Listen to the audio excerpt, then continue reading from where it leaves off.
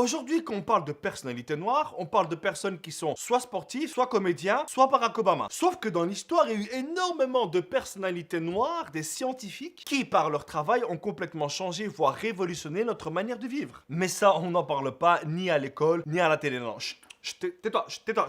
Aujourd'hui, grâce à l'aide et au travail de plusieurs personnes, j'ai décidé d'être ton prof d'histoire. Et je vais te donner un petit cours que tu n'auras peut-être jamais à l'école. La première personne qui a révolutionné le monde, c'est monsieur Lewis Latimer, l'inventeur du filament de carbone dans les ampoules. Et histoire de détruire tes nombreuses années d'études, non, ce n'est pas Edison qui a inventé l'ampoule, mais bien un monsieur qui s'appelle Joseph Swan. Il faut savoir que l'ampoule d'Edison, elle était pas top, elle était lourde, sa durée de vie c'était plus ou moins 30 heures. T'imagines toi changer une ampoule toutes les 30 heures? Là, on ne parle plus d'obsolescence programmée, mais bien de je t'emmerde programmé. Et en voyant ça, Lewis Latimer, il a décidé de remplacer le filament de papier d'Edison par du filament de carbone. Et c'est ainsi qu'il a éclairé notre vie. Oui. Aujourd'hui, je suis poète. Et c'est pas tout. Ce monsieur, évidemment inconnu des cours d'histoire, est quand même l'inventeur du système électrique parallèle. En français, ça veut dire qu'avant son invention, lorsqu'il y avait une ampoule qui pétait au salon, eh ben toutes les ampoules pétaient. Et là, Lewis, il s'est dit, ouais, mais là, c'est chiant, t'achètes une ampoule, il y a tout qui pète. Et donc, il a décidé de changer le circuit électrique. Et c'est ce grand monsieur qui a dirigé l'installation de la lumière électrique à Philadelphie et à Montréal. C'est aussi lui qui a dessiné le tout premier modèle de téléphone. Ce mec nous a pondu des ampoules électriques qui durent plus longtemps. Il a éclairé nos villes. Et il a participé à la maquette du tout premier téléphone. Et ça, évidemment, on ne va pas te l'apprendre en cours d'histoire. Pourquoi?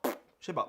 Je ne sais pas. Il y a eu aussi Garrett A. Morgan. Lui, c'est un vrai héros. Évidemment, lui aussi invisible des bouquins scolaires. Ce mec, c'est juste l'inventeur du masque à gaz. Et c'est vraiment un héros parce que pendant la Première Guerre mondiale, s'il n'y avait pas eu ces masques à gaz, eh ben cette guerre, elle se serait pas terminée comme elle s'était terminée. Ce monsieur a sauvé des dizaines de milliers de personnes pendant la guerre. Et malgré cette énorme révolution, il a décidé d'inventer un autre système qu'on utilise tous les jours. Garrett A. Morgan est l'inventeur du premier feu tricolore électrique automatique. Et sans ce monsieur, notre circulation qui est déjà merdique serait encore plus merdique. Et à tous les racistes qui se poseraient la question, oui, c'est à cause d'un Africain que vous avez des amendes. Le suivant, c'est monsieur Granville Woods. Il est l'inventeur du troisième rail. Je t'explique ce que c'est. Les roues du métro avancent sur deux rails et à côté, il y a une troisième rail qui est la source d'alimentation du métro. Et ce système de troisième rail, il est utilisé pour le métro de New York, de Londres, même à Bruxelles. Prochaine fois que tu prendras le métro et que tu veux paraître cool, tu diras, hey, vous savez que c'est monsieur Wood qui a inventé le troisième rail et que c'est grâce à lui que le métro se déplace?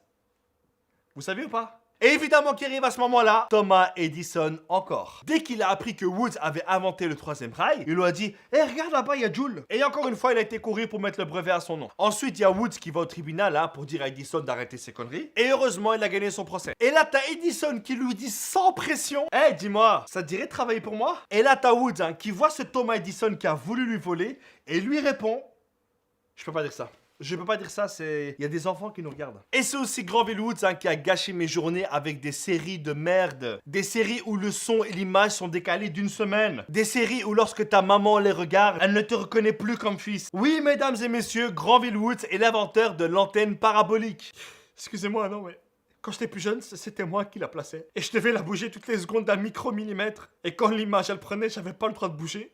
Parce que sinon, mon père, il me criait dessus. Le suivant, c'est un mec qui, sans lui, on n'aurait pas eu l'enfance magnifique qu'on a eue. On n'aurait pas eu les rêves qu'on a eus. Mesdames et messieurs, je vous présente Marc-Régis Hanna, a.k.a. le père de l'animation 3D. Il est le fondateur de la Silicon Graphic Incorporated. Oui, j'ai un anglais de merde. C'est une boîte qui conçoit des équipements informatiques pour créer des effets spéciaux. Des effets utilisés dans des films comme Jurassic Park, Aladdin, La Belle et la Bête. Même George Lucas, le patron de Star Wars, a utilisé ces machines pour le film Terminator 2. Marc-Régis Hanna, c'est notre père à tous. Durant la Deuxième Guerre mondiale, c'était la merde. Hitler avait pris la Pologne et la Grande-Bretagne se disait « Ouais, je crois que là c'est la fin les gars, on perd trop de sang, on va pas s'en sortir. » Et là, il y a un génie qui arrive, monsieur Charles Drew. Ce mec a mis en place le système fondamental pour extraire et conserver le plasma, pour pouvoir ensuite le donner aux soldats. Et sans le travail de ce monsieur, la fin de la Deuxième Guerre mondiale, comme on la connaît, elle se serait peut-être pas passée comme ça. Et résultat, il a inventé la première banque de sang de l'histoire de la Croix-Rouge américaine. La suivante, c'est une femme qui fait partie de toutes les personnes qui ont un téléphone